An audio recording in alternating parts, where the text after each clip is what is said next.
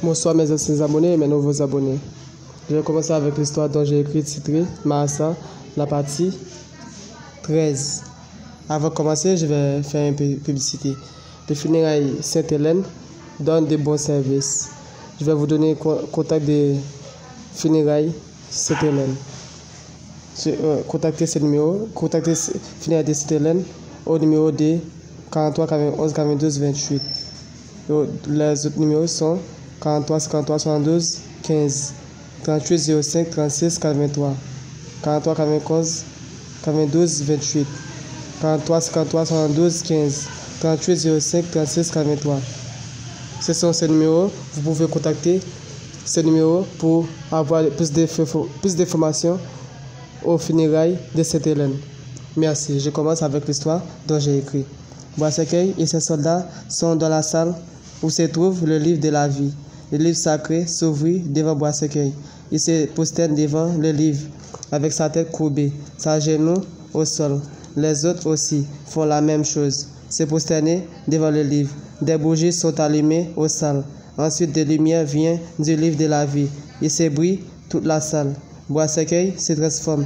Les autres aussi, après avoir fini de méditer et recevoir de nouveaux pouvoirs au livre de la vie, ils se lèvent et se déposer le livre dans sa place. Quelques minutes, Marassa apparaît face à Daniel et Anacaona. Ensuite, les Marassa parlent avec Daniel. Écoutez, quand le jour est proche, je vais vous dire pour y aller s'attaquer au démon Bois-Cercueil. Où sont les 3 feuilles? Je vous ai donné, dit-elle Julie. Les voici, répond-il Daniel. Que voyez-vous? Dit-elle Julie Marassa. Je ne comprends pas. Seulement la feuille verte que vous me donnez vont permettre. Vous pouvez rester plus longtemps sur la terre pour atteindre ce que vous voulez, répond-il Daniel. Non, c'est pas exactement ça, Daniel. Elle parle de la feuille qui reste verte, qui ne se devient pas sèche comme les autres feuilles vertes, dit-elle Anacaona. Ah bon, répond-il Daniel. Évidemment, Daniel, c'est une feuille très puissante. Ensuite,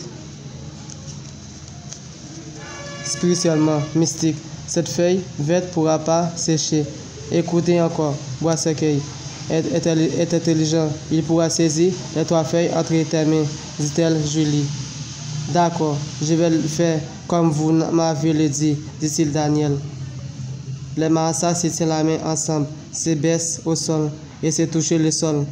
Ensuite, ils se disparaissent. Daniel se continue la route avec Anacaona. Il marche à peu près quelques secondes. À l'arrivée quelque part, d'un chien sauvage s'attaque à eux. Daniel s'écarte à distance. Après le chien avoir sauté sur son estomac pour le dévorer, Daniel lui tient dans sa bouche. Essayez d'arracher sa bouche. Anacaona donne 2 coups de bâton au chien. Après, Daniel lui pousse d'à côté. Le chien s'approche de lui de nouveau. Et d'Anacaona aussi. Il se saute de nouveau dans son estomac. Des feux apparaissent aux mains de Daniel. Il se tient le chien au cou. Le chien crie après avoir senti des feux dans son cou. Daniel se tient sa bouche et s'arrache sa bouche. Le chien sauvage est mort. Il se continue la route encore. Sur la route, il retrouve 2 taureaux bœufs. Le taureau s'attaque à Daniel. Anacaona se tient debout devant Daniel. Et ensuite, elle se fixe le bâton vers le taureau bœuf. Elle voit le taureau, ça arrive très rapide. Elle se tient le bâton vers le sol, à côté de sa droite. Elle se lève sa main vers le taureau bœuf.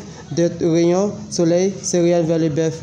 Et à peine le bœuf s'arrive près d'eux, le rayon soleil s'affaiblit le bœuf. Il se tombe au sol et est mort. Anacaona se tient la main de Daniel. Elle se dépose le bâton vers le taureau bœuf. Anacaona et Daniel disparaissent avec le bœuf.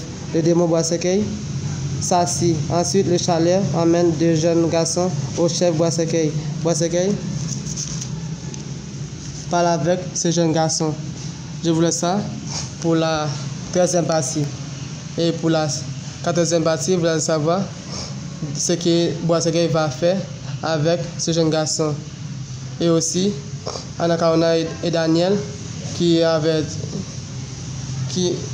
tué d'un bœuf et aussi d'un chien sauvage.